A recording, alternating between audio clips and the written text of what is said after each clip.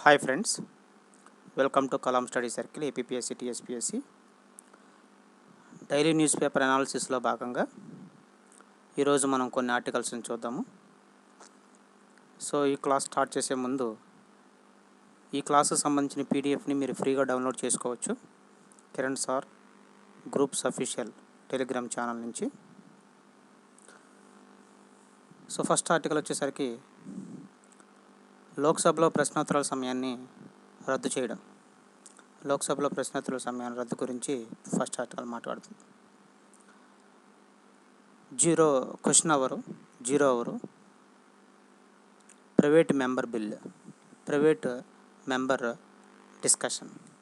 ఈ మూడింటిని రేపు జరిగే వర్షాకాల సమావేశాల సందర్భంగా కొన్ని మార్పులు చేయడం జరిగింది. 0 అవర్ అయితే 30 minutes పెట్టడం జరిగింది. క్వశ్చన్ అవర్ని క్యాన్సిల్ చేయడం జరిగింది. ఎవ్రీ ఫ్రైడే జరిగే ప్రైవేట్ మెంబర్ బిల్లు బిజినెస్ని కూడా క్యాన్సిల్ చేయడం జరిగింది. సో దీనికి సంబంధించి ఈ ఆర్టికల్ ఇవ్వడం జరిగింది.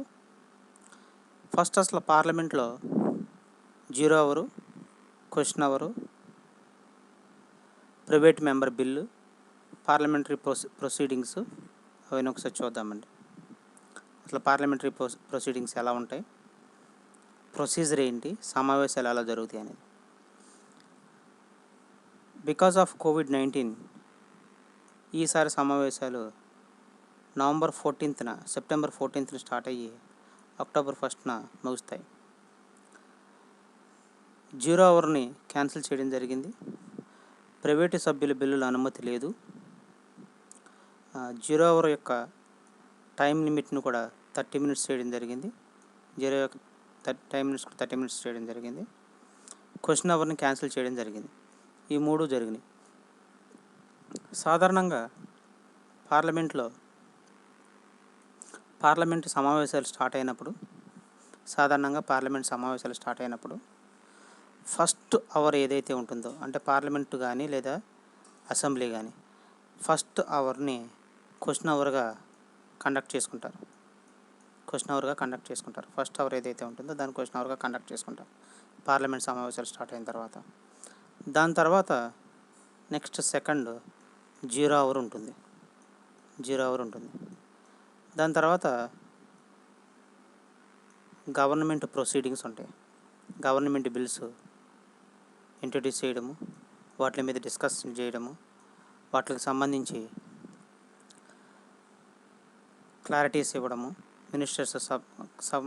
పర్టైనింగ్ మినిస్టర్స్ ఎవరైతే ఉంటారో వాళ్ళందరూ కూడా క్లారిటీస్ ఇవ్వడము, ఆ బిల్లుల విషయంలో బిజినెస్ జరగడాన్ని ఉంటుంది. సాధారణంగా ఇది జరుగుతుందండి. మళ్ళీ సభ వాయిదా పడుతుంది. ఇప్పుడు నెక్స్ట్ డే రోజున మళ్ళీ స్టార్ట్ అవ్వడం జరుగుతుంది. ఇది సాధారణంగా జరిగేది. అయితే బికాజ్ ఆఫ్ COVID-19 ఈసారి ఈ 0 అవర్ని సాధారణంగా 0 అవర్ అనేది 1 అవర్ ఉంటుందండి. 1 అవర్ ఉంటుంది. దీన్ని 30 minutes చేయడం జరిగింది. 30 minutes. ఈ క్వశ్చన్ అవర్ని క్యాన్సిల్ చేయడం జరిగింది. అలాగే ఈ గవర్నమెంట్ ఆఫ్ ఇండియా బిల్లులు ప్రవేశపెట్టడానికి, గవర్నమెంట్ ఆఫ్ ఇండియా అంటే ప్రభుత్వం బిల్లులు ప్రవేశపెట్టడం. ప్రభుత్వం అంటే ఇక్కడ మీనింగ్ ఏంటంటే PM and council of ministers. PM మరియు కౌన్సిల్ ఆఫ్ మినిస్టర్స్. సో ఇది కాకుండా సాధారణంగా జనరల్గా every Friday private member bill ఉంటుంది. సో ప్రైవేట్ మెంబర్ బిల్ అంటే గవర్నమెంట్లో భాగం కాని వ్యక్తి ప్రవేశపెట్టే బిల్లు. అంటే ఇక్కడ మీనింగ్ ఏంటంటే PM అండ్ కౌన్సిల్ ఆఫ్ మినిస్టర్స్ని గవర్నమెంట్గా తీసుకుంటే, ప్రైవేట్ మెంబర్ బిల్ అంటే MP ప్రవేశపెట్టడం. మీకు బాగా అర్థం అవ్వాలంటే ఆంధ్రప్రదేశ్కి స్పెషల్ స్టేటస్ కల్పించాలని రాజ్యసభలో, ఆంధ్రప్రదేశ్కి స్పెషల్ స్టేటస్ ఇవ్వాలని రాజ్యసభలో కాంగ్రెస్ మెంబర్ అయిన కేవీపీ రామచంద్రరావు గారు ఒక ప్రైవేట్ మెంబర్ బిల్ పెట్టడం జరిగింది. దాన్ని రాజ్యసభ చైర్మన్ ఇది మనీ బిల్లు, రాజ్యసభలో ప్రవేశపెట్టకూడదు, లోక్సభకు తీసుకెళ్ళండి, లోక్సభ విల్ డిసైడ్ అని రిజెక్ట్ చేయడం, తిరస్కరించడం జరిగింది. అంటే మినిస్టర్స్ కాకుండా రిమైనింగ్ మెంబర్స్ పెట్టే వాటిని ప్రైవేట్ మెంబర్ బిల్ అంటారండి. మినిస్టర్స్ కాకుండా రిమైనింగ్ మెంబర్స్ పెట్టే బిల్లుల్ని ప్రైవేట్ మెంబర్ బిల్ అంటారు. అలాగే ఈ ఆర్టికల్ నుంచి ఇంకా మనం ముఖ్యంగా నేర్చుకోవాల్సిన, అంటే ఎగ్జామినేషన్ పాయింట్ ఆఫ్ వ్యూలో నేర్చుకోవాల్సినవి, కాంగ్రెస్ సభాపక్ష నాయకుడు అధీర్ రంజన్ చౌదరి అంటే లోక్సభలో అపోజిషన్ పార్టీ లేదా అపోజిషన్ లీడర్ ఉండాలి అంటే మినిమం 1/10 సీట్స్ రావాలండి. 1/10 సీట్స్ 55 సీట్స్, అంటే 1/10 సీట్స్ అంటే 55 సీట్స్. 55 సీట్స్ ఎవరికి రాకపోవడం వల్ల అపోజిషన్ లీడర్ అనేది లేదు. 55 సీట్స్ ఎవరికి రాకపోవడం వల్ల అపోజిషన్ అనేది లేదు, అపోజిషన్గా మేము గుర్తించట్లేదు అని ప్రభుత్వము, లేదు మ్యాక్సిమం నెంబర్ ఆఫ్ సీట్స్ వచ్చిన పార్టీ ఏదైతే ఉంటుందో అదే అపోజిషన్ అవుతుంది అనేది అపోజిషన్ పార్టీస్ చెప్పడం జరుగుతుంది. సో ఈ విధంగా కాంగ్రెస్ సభాపక్ష నాయకుడు అధీర్ రంజన్ చౌదరి అపోజిషన్ లీడర్గా మనం కన్సిడర్ చేయొచ్చు.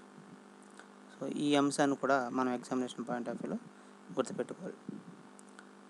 ఓకే, సో నెక్స్ట్ ఇదే అంశానికి సంబంధించి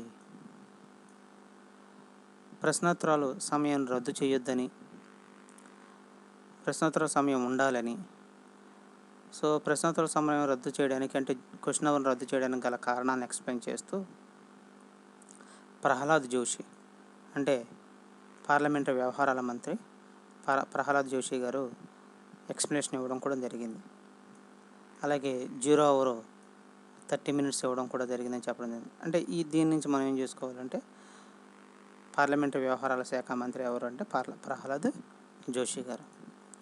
సో దీని మీద ప్రతిపక్షాలు గోల చేయడం, కోవిడ్-19 దృష్ట్యా ఒక కార్టూన్ ఇలా రిలీజ్ చేయడము, ప్రభుత్వము క్వశ్చన్స్కి భయపడుతుందని ఇలా చేయడము, ఇలా అంటే for ever sake of understanding, మీకు ఈజీగా అర్థమవుతుందన్న విషయంలో నేను ఈ విధంగా మీకు ఈ కార్టూన్స్ని చూపించడం జరుగుతుంది. సో ఈ సెషన్లో జరిగిన మేజర్ చేంజెస్ ఏంటంటే ఇప్పుడే చెప్పుకున్నాను నేను, no question hour, private member business is cancelled, 0 hour is only 30 minutes. అసలు ఈ విధంగా చేయడం అనేది, క్వశ్చన్ అవర్ క్యాన్సిల్ చేయడం అనేది ఇప్పుడే జరిగిందా ఇంకెప్పుడైనా జరిగిందా? మనకి 1962వ సంవత్సరంలో జవహర్లాల్ నెహ్రూ గారు ప్రధానమంత్రిగా ఉన్నప్పుడు చైనాతో యుద్ధం జరుగుతున్న సందర్భంలో కూడా మనకి క్వశ్చన్ అవర్ని క్యాన్సిల్ చేయడం జరిగింది. 1971వ సంవత్సరంలో ఇందిరాగాంధీ గారు ప్రధానమంత్రిగా ఉన్నప్పుడు బంగ్లాదేశ్ యుద్ధం కారణంగా అప్పుడు కూడా సమావేశాలు కుదించి దానిలో ఉన్న క్వశ్చన్ అవర్ వీటన్నిటిని క్యాన్సిల్ చేయడం జరిగింది. అలాగే ఎమర్జెన్సీ సమయంలో, డ్యూరింగ్ ద ఎమర్జెన్సీ సమయంలో 1975 ఒకసారి, 76లో ఒకసారి, 75 మాన్సూన్ సెషన్స్, 76 మాన్సూన్ సెషన్స్, ఈ 2 సెషన్స్లో కూడా క్వశ్చన్ అవర్ని క్యాన్సిల్ చేయడం జరిగింది. అంటే క్వశ్చన్ అవర్ క్యాన్సిల్ చేయడం అనేది పార్లమెంట్లో ఇదే మొదటిసారి కాదు. పార్లమెంట్లో క్వశ్చన్ అవర్ క్యాన్సిల్ చేయడం అనేది ఇదే మొదటిసారి కాదు, ఇలాంటి సందర్భాల్లో కూడా జరిగింది. The situation is happened in these conditions, ఇలాంటి సందర్భాల్లో కూడా జరిగింది. ఈ క్వశ్చన్ అవర్కి సంబంధించి క్యాన్సిల్ చేయడానికి సంబంధించి పార్లమెంటు సమావేశాలకు సంబంధించి సో పార్లమెంట్ పాయింట్ ఆఫ్ వ్యూలో ఎప్పుడు జరుగుతున్నాయి ఏంటనే కంప్లీట్గా తెలుగు వర్షన్ మీకు ఇక్కడ ఇచ్చానండి. ఎవరైనా తెలుగు మీడియం పీపుల్ ఉన్నా సరే ఈజీగా అర్థం అవడం కోసం, ఈజీగా ఉండడం కోసం లోక్సభలో కాంగ్రెస్ నాయకుడు అధీర్ రంజన్ చౌదరి, స్పీకర్ ఓం బిర్లా క్వశ్చన్ అవర్ను తీసేయడము,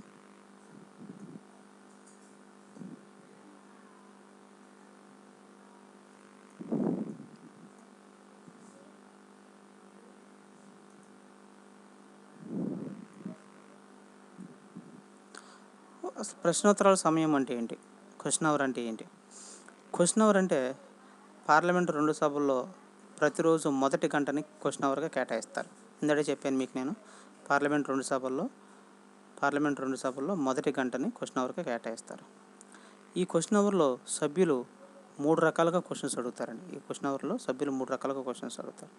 ఒకటి స్టార్డ్ క్వశ్చన్స్, స్టార్ గుర్తు ఉన్నవి. రెండోది స్టార్ గుర్తు లేనివి, అన్స్టార్డ్, స్టార్ గుర్తు లేనివి. మూడోది స్టార్డ్ క్వశ్చన్స్, స్టార్ గుర్తు లేనివి. స్టార్డ్ క్వశ్చన్స్ అంటే ఏంటంటే ఇంపార్టెంట్ క్వశ్చన్స్ అని మీనింగ్. అంటే ఈ క్వశ్చన్స్ ఖచ్చితంగా కన్సర్న్ మినిస్టర్ ఎవరైతే ఉంటారో, కన్సర్న్ మినిస్టర్ మంత్రి ఎవరైతే ఉంటారో వాళ్ళే సమాధానం చెప్పాలి. ఖచ్చితంగా మౌఖికంగా అక్కడ ప్రజెంట్ అయ్యి సమాధానం చెప్పాలి. అన్స్టార్డ్ క్వశ్చన్స్ అంటే ఇది ఖచ్చితంగా మౌఖికంగానే, అంటే అతని ప్రజెన్స్ ఉండి సమాధానం చెప్పాల్సిన అవసరం లేదండి. లిఖితపూర్వకంగా కూడా, బై రిటర్న్ లిఖితపూర్వకంగా కూడా మనకి సమాధానం ఇవ్వచ్చు. మూడో క్వశ్చన్ ఏంటంటే స్వల్ప వ్యవధి క్వశ్చన్లు అంటారు. Short notice question. ఈ షార్ట్ నోటీస్ క్వశ్చన్కి 10 డేస్ ముందు నోటీస్ ఇవ్వాలండి. 10 డేస్ ముందు నోటీస్ ఇస్తే వీటికి కన్సర్న్ డిపార్ట్మెంట్ మంత్రి ఎవరైతే ఉంటారో ఆ కన్సర్న్ డిపార్ట్మెంట్ మంత్రి మౌఖికంగానే, అంటే ప్రజెంట్ అయ్యి సమాధానం చెప్పాలి. సో ఇది క్వశ్చన్ అవర్కి సంబంధించి. క్వశ్చన్ అవర్ అంటే ఏంటండి, సమావేశాల్లో మొదటి గంటని, రెండు సభల్లోనూ సమావేశాల మొదటి గంటని క్వశ్చన్ అవర్ అంటారు. దీంట్లో starved questions, unstarred questions, short notice questions అంటారు. స్టార్డ్ క్వశ్చన్స్ ఖచ్చితంగా కన్సర్న్ మినిస్టర్ సమాధానం చెప్పాలి. అన్స్టార్డ్ క్వశ్చన్స్ లిఖితపూర్వకంగా కూడా సమాధానం ఇవ్వచ్చు. షార్ట్ టర్మ్ నోటీస్ క్వశ్చన్స్ ఏంటంటే ఒక 10 డేస్ ముందు, ఖచ్చితంగా 10 డేస్ ముందు నోటీస్ ఇవ్వాలని. సో 10 డేస్ ముందు నోటీస్ ఇస్తే దానికి కన్సర్న్ మినిస్టరు లేదా కన్సర్న్ సంబంధిత వ్యక్తి ఎవరైతే ఉంటారో వాళ్ళు మౌఖికంగా సమాధానం చెప్పాలి. వాట్ ఈజ్ జీరో అవర్ అనేది ప్రశ్నోత్తరాల సమయము మరియు కార్యక్రమాల నిబంధనలు. యాక్చువల్గా ఇది లేదు, అంటే జీరో అవర్ కూడా ప్రశ్నోత్తర సమయంలో కార్యక్రమ నిబంధనలు లేదు. కానీ పార్లమెంట్ సభ్యులు ముందస్తు నోటీస్ ఇవ్వకుండా ప్రశ్నలు అడగొచ్చండి. ఇక్కడ చాలా ఇంపార్టెంట్ ఏంటంటే ఈ జీరో అవర్లో పార్లమెంట్ సభ్యులు ఎవరైతే ఉంటారో, అంటే ఎంపీస్ ఎవరైతే ఉంటారో, ఈ ఎంపీస్ ముందస్తు నోటీస్ ఇవ్వరు. కానీ క్వశ్చన్ అవర్లో ఖచ్చితంగా ముందస్తు నోటీస్ ఇవ్వాలండి. ఖచ్చితంగా ముందు మనకి ఏంటి క్వశ్చన్ అనేది చెప్పాలి క్వశ్చన్ అవర్లో. ఇక్కడ జీరో అవర్లో ముందస్తు నోటీస్ ఇవ్వరండి. క్వశ్చన్ అవర్లో ముందస్తు నోటీస్ ఇస్తేనే ఏది స్టార్డ్ క్వశ్చన్, ఏది అన్స్టార్డ్ క్వశ్చన్ తెలుస్తుంది. అది స్టార్డ్ క్వశ్చన్ అనుకోండి, ఖచ్చితంగా స్టార్డ్ క్వశ్చన్గా పెడతారు. దానికి కన్సర్న్ మినిస్టర్ ఎవరైతే ఉంటారో అతనే సమాధానం ఇవ్వాలి. బట్ ఈ జీరో అవర్ అనేది ముందస్తు నోటీస్ ఇవ్వకుండా క్వశ్చన్లు అడుగుతారు. క్వశ్చన్లు అడిగి ఈ జీరో అవర్లో అడిగిన క్వశ్చన్కి సమాధానం అనేది, ఈ జీరో అవర్లో అడిగిన క్వశ్చన్కి సమాధానాన్ని పట్టుపట్టకూడదు. అంటే వెంటనే చెప్పడానికి పట్టుపట్టకూడదు.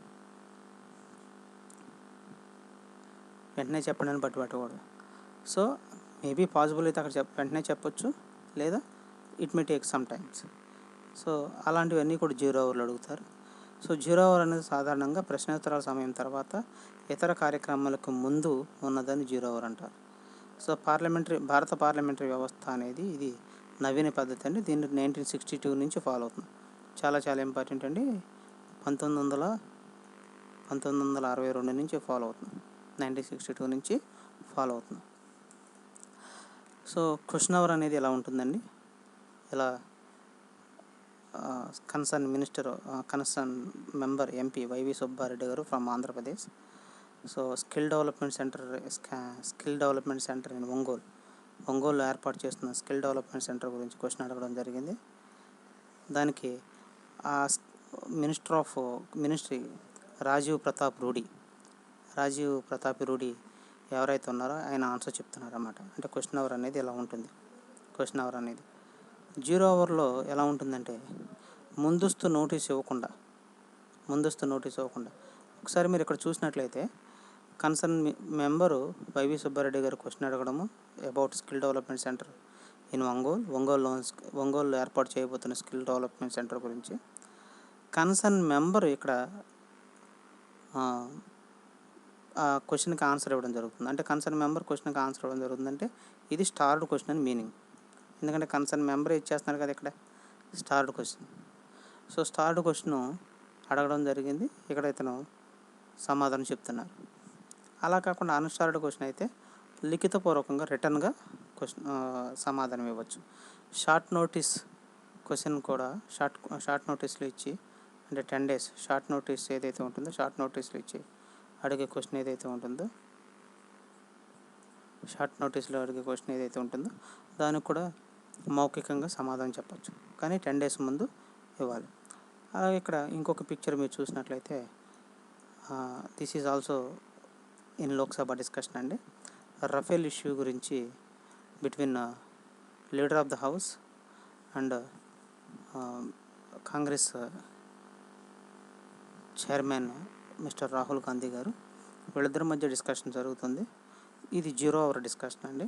ఎలా అంటే రఫేల్ ఇష్యూ గురించి 0 hour అంటే అప్పటికప్పుడు వితౌట్ నోటీస్ క్వశ్చన్ అడగొచ్చండి. ఈయన క్వశ్చన్ అడగడము, ఈయన సమాధానం చెప్పడం జరుగుతుంది. అంటే ఈ విధంగా జరుగుతుంది అక్కడ ప్రొసీజర్ అనేది. So that is about question hour, 0 hour, private member bill అంటే చెప్పే కదండి, ప్రభుత్వంలో భాగం కాని వ్యక్తి ఏదైనా ఒక బిల్లు పెట్టడం. ఇప్పుడు ఫర్ ఎగ్జాంపుల్ వైవి సుబ్బారెడ్డి గారు ప్రభుత్వంలో భాగం కాదు. సో ప్రభుత్వంలో భాగం కానీ ఈ వ్యక్తి బిల్లు కానీ ఒక బిల్లు ఇంట్రొడ్యూస్ చేస్తే, if he introduce A bill, ఒక బిల్లుని ఇంట్రొడ్యూస్ చేస్తే ఖచ్చితంగా అది ప్రైవేట్ మెంబర్ బిల్ అవుతుంది. ఆ బిల్లు మీద డిస్కషన్ జరిగితే దాన్ని ప్రైవేట్ మెంబర్ బిజినెస్ అంటారు.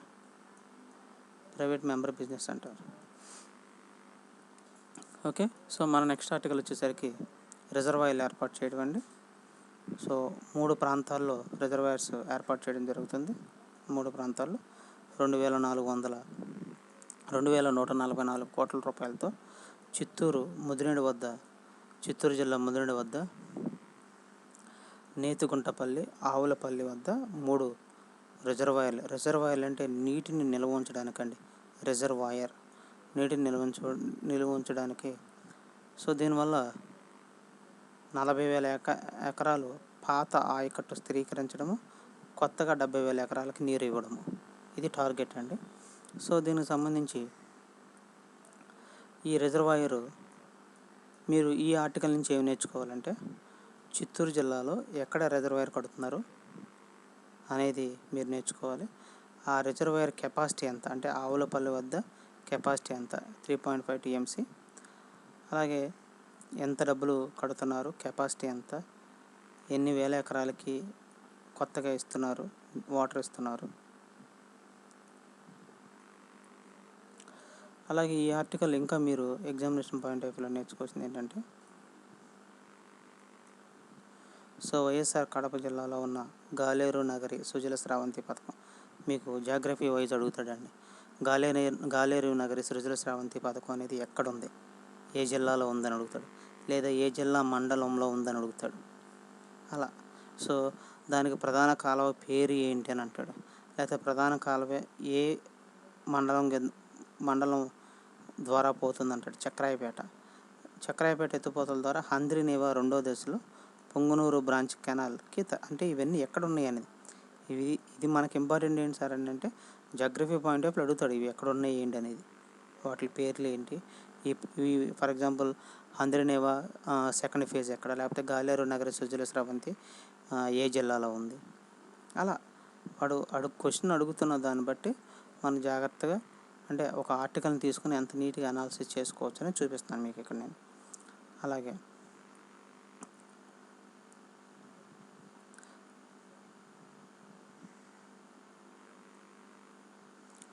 వైఎస్ఆర్ కడప జిల్లా ముద్దనూరు మండలం 3 చెరువులను నీటితో నింపే పనులు చేపట్టడం కోసం ఇది ఇంపార్టెంట్ అండి. అంటే గండికోట రిజర్వాయర్ నుంచి ఏ చెరువు నిండుతుంది, లేదా మిమ్మల్ని క్వశ్చన్ ఎలా అడుగుతాయంటే, పర్టికులర్ చెరువు నిండడానికి ఏ చెరువు అండి, మంగాపట్నం చెరువు. పర్టికులర్ చెరువు నిండడానికి ఆధార రిజర్వాయర్ ఏంటి అని అంటాడు, గండికోట రిజర్వాయర్. అలాగే గంగాదేవిపల్లి చెరువు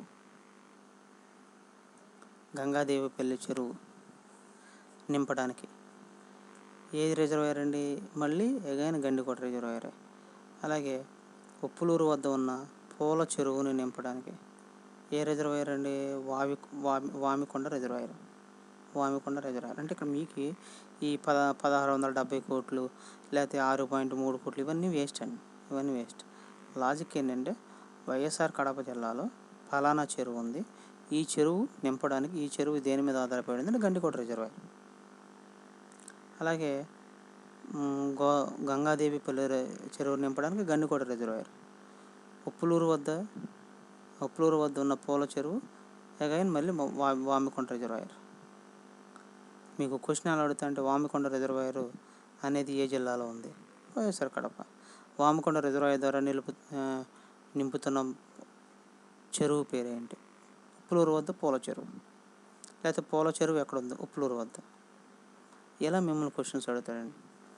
సో నెక్స్ట్ ఆర్టికల్ వచ్చేసరికి ఈజ్ ఆఫ్ డూయింగ్ బిజినెస్లో ఈఓడిబిలో ఈజ్ ఆఫ్ డూయింగ్ బిజినెస్లో ఏపీకి మూడోసారి ఫస్ట్ ర్యాంక్ రావడం జరిగింది. సో సెకండ్ ప్లేస్ యూపీకి, తెలంగాణకి థర్డ్ ప్లేస్ ఇవ్వడం జరిగింది. ఆంధ్రప్రదేశ్ 2006, 2007, 2016, 17, 18, 19 ఇలా 3 సార్లు కూడా ఫస్ట్ ర్యాంకే రావడం జరిగింది. 3 సార్లు కూడా ఫస్ట్ ర్యాంక్ రావడం జరిగింది. So ease of doing business అనేది ఏంటంటే ఎవరు ప్రకటిస్తారు అంటే department of promotion of industry, international trade మరియు వరల్డ్ బ్యాంక్, ప్రపంచ బ్యాంక్ వీళ్ళిద్దరూ కలిపి ఈ ర్యాంక్స్ని ఇస్తారండి. ఈ ర్యాంక్స్ ఎందుకు ఇస్తారు అని అంటే సాధారణంగా ఏ రాష్ట్రాలు ఈజ్ ఆఫ్ డూయింగ్ బిజినెస్లో ఉన్న సంస్కరణలు లేదా ఈజ్ ఆఫ్ డూయింగ్ బిజినెస్లో ఉన్న రూల్స్ని కంప్లీట్గా ఏ రాష్ట్రాలు ఫాలో అవుతున్నాయి. ఇవి ఎందుకు అని అంటే ఈజ్ ఆఫ్ డూయింగ్ బిజినెస్ అంటే సులభతర వాణిజ్యం అనేది చేసుకోవడానికి ఆంధ్రప్రదేశ్లో ఏ రాష్ట్రం అనుకూలంగా ఉంది? వన్స్ అగైన్ రిపీటింగ్ అండి. ఆంధ్రప్రదేశ్లో ఏ రాష్ట్రం అనుకూలంగా ఉంది ఈజ్ ఆఫ్ డూయింగ్ బిజినెస్ చేసుకోవడానికి అనేది చెక్ చేసుకుంటారన్నమాట. ఈ చెక్ చేసుకునే క్రమంలో ఏపీ కంటిన్యూగా 3 ఇయర్స్ కంటిన్యూగా అగ్రస్థానంలో ఉందండి. ఫస్ట్ ప్లేస్లో ఉంది. సో ఈ ఫస్ట్ ప్లేస్లో ఉన్నది దీనివల్ల ఏంటంటే మనకి ఇండస్ట్రీస్ రావడము, ఇండస్ట్రీస్ ఎక్కువగా ఇండస్ట్రియలిస్ట్ ఎక్కువగా పెట్టుబడి పెట్టడము, ఈ పెట్టుబడుల ద్వారా మనకి ఉద్యోగాలు రావడం, ఎంప్లాయ్మెంట్ క్రియేట్ అవ్వడం ద్వారా జీడిపి గ్రోత్ రేట్ పెరగడము, ఎకనామిక్ గ్రోత్ రేట్ పెరగడము, పెర్ క్యాపిటల్ ఇన్కమ్ పెరగడం ఇవన్నీ జరుగుతాయండి ఈ industrial ease of doing business ద్వారా. So ease of doing business అనేది అంత ఇంపార్టెంట్ అన్నమాట. నెక్స్ట్ నాడు నేడు ప్రోగ్రామ్ అండి. ఇది మనం ఆల్రెడీ చాలాసార్లు లాస్ట్ క్లాస్లో కూడా డిస్కస్ చేసుకున్నాము. సో నాడు నేడు ప్రోగ్రాంలో మీకు మొత్తం 9 వసతులు అంటే కల్పిస్తున్న వసతులండి. వీటితో ఇంకొకటి కలపడం జరిగింది, కిచెన్ షెడ్ అండి. నాడు నేడు ప్రోగ్రాం ద్వారా మొత్తం 10 వసతులు. ఈ 9 వసతుల గురించి మనం ఆల్రెడీ చేసుకున్నాము. రన్నింగ్ వాటర్తో కూడిన టాయిలెట్స్, ఎలక్ట్రిసిటీ, ఫ్యాన్ లైట్స్, తాగునీరు, విద్యార్థులు స్కూల్ సిబ్బందికి అవసరమైన ఫర్నిచరు, స్కూల్కి paintings, major and minor repairs, green boards, English labs, compound walls ఇవి 9 ఫస్ట్ నాడు నేడు ప్రోగ్రాం కింద తీసుకోవడం జరిగింది. దాని తర్వాత కిచెన్ షెడ్ని కూడా చేయడం జరిగిందండి. మొత్తం 10 రకాల పనులను ఈ నాడు నేడు ప్రోగ్రాం ద్వారా తీసుకోవడం జరిగిందండి. ఇది 3 దశలుగా జరుగుతుంది ఈ కార్యక్రమం అనేది. ఈ కార్యక్రమం 3 దశలుగా జరుగుతుందండి. సో 3 దశలుగా జరుగుతున్న ఈ కార్యక్రమం మొదటి దశలో 3 దశలుగా స్టార్ట్ చేయబోతున్న కార్యక్రమము మొదటి దశలో ఇలా వర్క్స్ జరిగినాయి అని చెప్తూ మొదటి దశలో తీసుకున్న స్కూల్స్ 15,715 స్కూల్స్ అండి. 15,715 స్కూల్స్. సో ఈ 15,715 స్కూల్స్లో 58,555 వర్క్స్ అనేవి కొత్తగా శ్రీకారం చుట్టడం జరిగింది ఈ స్కూల్స్కి. నాడు నేడు తొలిదశ ప్రోగ్రాం అండి. ఈ నాడు నేడు తొలిదశ ప్రోగ్రాం ఎక్కడ స్టార్ట్ చేయడం జరిగిందంటే ఒంగోలులో నవంబర్ 14 చిల్డ్రన్స్ డే సందర్భంగా 2019 నవంబర్ 14 చిల్డ్రన్స్ డే సందర్భంగా ఒంగోలులో మనబడి నాడు నేడు కార్యక్రమం ద్వారా ఇది స్టార్ట్ చేయడం జరిగింది. ఇది చాలా చాలా ఇంపార్టెంట్ అండి మీకు ఎగ్జామినేషన్ పాయింట్ ఆఫ్ వ్యూలో కూడా. అలాగే రెండవ దశ ఉంది, మూడవ దశ కూడా ఉంది.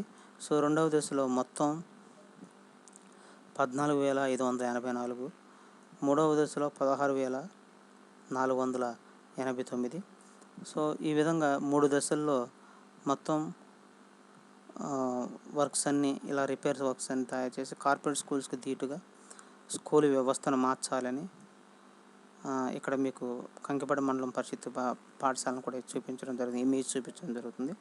సో స్కూల్ యొక్క అట్మాస్ఫియర్ మార్చాలని, స్కూల్ యొక్క టోటల్ స్ట్రక్చరే మారిపోవాలనే ఉద్దేశంతో ఇక్కడ ఇలా చేయడం జరిగింది. సో ఇది నాడు నేడు ప్రోగ్రామ్ అండి. మనబడి నాడు నేడు ప్రోగ్రామ్ చాలా చాలా ఇంపార్టెంట్ అండి. మోస్ట్ ఇంపార్టెంట్ అండి. ఖచ్చితంగా దీంట్లో క్వశ్చన్ అడగడానికి అవకాశం ఉంటుందండి. మనబడి నాడు నేడు ప్రోగ్రాం ద్వారా మొదటి విడతలో ఎన్ని స్కూల్స్ అని అడగవచ్చు? 15,715 స్కూల్స్. దాంట్లో ఎన్ని వర్క్స్ ఎప్పుడు స్టార్ట్ చేశారు? చిల్డ్రన్స్ డే సందర్భంగా నవంబర్ 14 ఒంగోలులో మనబడి నాడు నేడు తొలి దశ స్టార్ట్ చేయడం జరిగింది. దాంట్లో ఎన్ని మౌలిక వసతులు కల్పించడం జరిగింది? మొత్తం కిచెన్ షెడ్తో వేసుకుంటేనేమో 10 మౌలిక వసతులు అండి. ఇన్ఫ్రాస్ట్రక్చర్స్ అంటే కిచెన్కి సంబంధించి షెడ్ కూడా నిర్మించడం అనేది, అది కాకుండా 9 మౌలిక సదుపాయాలు కల్పించడం జరిగింది. చాలా చాలా చాలా చాలా ఇంపార్టెంట్ అండి. స్టార్ క్వశ్చన్స్ అడగటానికి అవకాశం ఉంటుంది. అలాగే సులభతర వాణిజ్యం గురించి ఇందాక మనం చెప్పుకున్నామండి. సో ఈ ఇయర్ అడిషనల్గా డిక్లేర్ చేసింది ఏంటంటే, ఇంతవరకు రాష్ట్రాలు సెల్ఫ్ డిక్లరేషన్ ఇచ్చేవి. ఇప్పుడు పారిశ్రామికవేత్తల ఒపీనియన్ కూడా తీసుకున్నారు. ఇది కొత్తగా యాడ్ చేసింది. ఈ సర్వే చేసింది చెప్పే కదండి మీకు కిందడే, ప్రపంచ బ్యాంక్ మరియు DPIIT.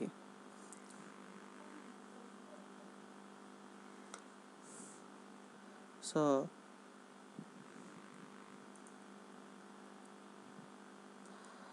భూ సమగ్ర రీసర్వేకు ప్రతి గ్రామానికి ఒక బృందం, అంటే ఏపీలో మళ్ళీ భూ సర్వే చేస్తున్నారండి.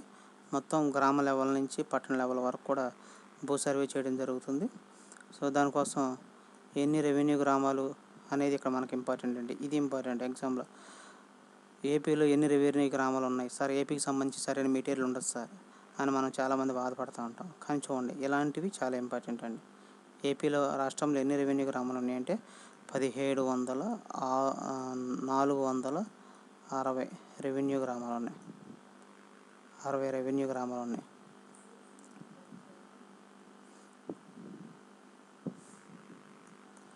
మొదటి దశలో 5,000 గ్రామాలకు శ్రీకారం. 2 సర్వేలు, ఒక VRA ఆ బృందంలో ఉంటారండి, ఒక్కొక్క బృందంలో. సో దీంట్లో ఎప్పటికల్లా పూర్తి చేయాలి అని అంటే 2023 ఆగస్టు నాటికి సర్వే చేయాలనేది, రీసర్వే పూర్తి చేయాలి. ఇది రీసర్వే అండి, ఎందుకంటే ఆల్రెడీ సర్వే చేశారు అంతకుముందు గవర్నమెంట్లో, అది సరిగ్గా లేదని ఇప్పుడు మళ్ళీ రీసర్వే చేస్తున్నారు. ఇది చాలా ఇంపార్టెంట్, చాలా చాలా ఇంపార్టెంట్. సో నెక్స్ట్ బాబ్రీ మసీదు పరిణామంలో కొత్త మసీదు చాలా ఇంపార్టెంట్ అండి ఇది. ఎందుకంటే మనకి 2019 ఆగస్టు 5వ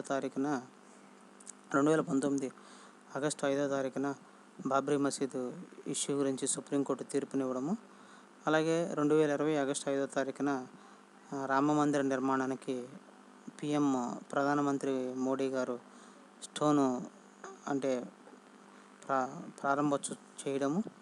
దీనికి సంబంధించి అప్పుడు తీర్పులో ఏం చెప్పడం జరిగిందంటే, మసీదు నిర్మాణం కోసం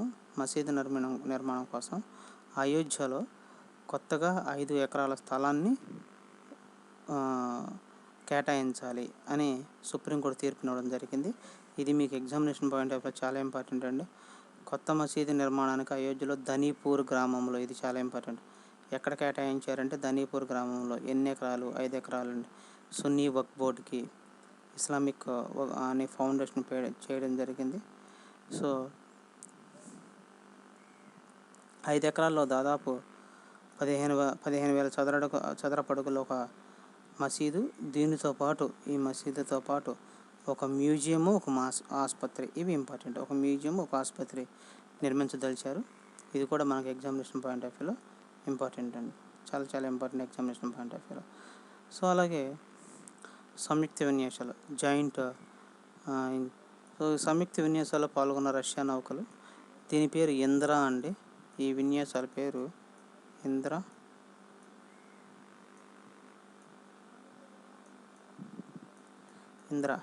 సో ఇంద్ర అనేది ఎలా గుర్తుపెట్టుకోవాలంటే, ఇండియాలోనే IND 3 అక్షరాలు, రష్యాలోనే RA, రష్యా. సో ఇంద్ర, దీని పేరు ఇందిరా నేవీ 2020 అండి. ఇదిగోండి ఇక్కడ ఉంది చూడండి, ఇందిరా నేవీ. ఇవి ఎక్కడ జరిగినాయి అంటే బంగాళాఖాతంలో జరిగినాయండి. బంగాళాఖాతంలో ఇవి జరగడం జరిగింది. ఎవరెవరికి మధ్య అంటే భారత రష్యా సంయుక్త విన్యాసాలు, జాయింట్ ఎక్సర్సైజెస్ అండి, సంయుక్త విన్యాసాలు ఇవి. సో ఇవి ఈజీగా గుర్తుపెట్టుకోవచ్చు, చెప్పే కదండి. Indira, IND RA, Indira, India మరియు రష్యా. రష్యాకి మరియు ఇండియాకి జరిగిన ఏ విన్యాసాలు అయినా సరే పేర్లు ఇలాగ ఉంటాయండి. రీసెంట్గా రష్యాలో జరుగుతున్న కాజికోవ్ విన్యాసాల్లో ఇండియా పాల్గొనని చెప్పడం జరిగింది. చైనా పాల్గొన్నట్లయితే మేము పాల్గొమని చెప్పడం కూడా జరిగింది. అది కూడా మీకు ఎగ్జామినేషన్ పాయింట్ ఆఫ్ వ్యూలో ఇంపార్టెంటే. So friends, all the very best. మీరు ఈ PDFని కిరణ్ సార్ గ్రూప్స్ అఫీషియల్ దగ్గర నుంచి డౌన్లోడ్ చేసుకోవచ్చు. సో ఈ వీడియో మీద మీ కామెంట్స్ కూడా పెట్టండి. మీ వీడియో మొత్తం క్లియర్గా చూస్తే మీకు కామెంట్స్ అర్థమవుతాయి. సో మీకు కామెంట్స్ పెట్టినట్లయితే నేను ఇంకా బెటర్గా ఇంప్రూవ్ చేయడానికి ఉంటుంది. సో కామెంట్ చేయండి, సబ్స్క్రైబ్ చేసుకోండి, ఈ ఛానల్ని సబ్స్క్రైబ్ చేసుకోండి. ఈ క్లాస్కి సంబంధించి మీరు అబ్జర్వ్ చేయాల్సిన పాయింట్ ఏంటంటే, ఒక న్యూస్ ఆర్టికల్స్ని తీసుకుంటే మనం ఏ విధంగా అనాలిసిస్ చేస్తాం, ఇంపార్టెంట్ పాయింట్స్ ఏంటి, దాన్ని ఎలా గ్యాదర్ చేసుకోవాలి, ఏ విధంగా నోట్స్ రాసుకోవాలి, ఏ విధంగా సపరేట్ చేసుకోవాలి, ఇవన్నీ కూడా ఎగ్జామినేషన్ పాయింట్ ఆఫ్ వ్యూలో మనకి ఇంపార్టెంట్ అండి. So thank you very much. All the best.